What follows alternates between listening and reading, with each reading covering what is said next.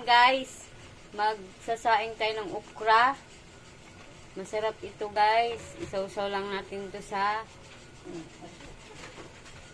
sa toyo at kalamansi with sili. Sarap ito guys. Try. Yummy. At may sili pala guys. Napakasarap nito guys. Pagkain ng mahirap.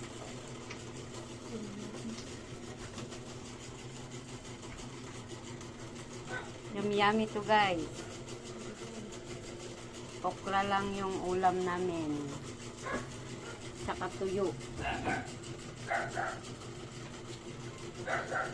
Ito. Sarap to. Makakaubos to ng lamig na kanin. Yan, bahaw lang yung kanin namin. Bahaw. Sa hapunan.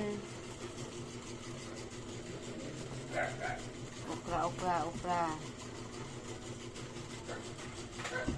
Tuyo.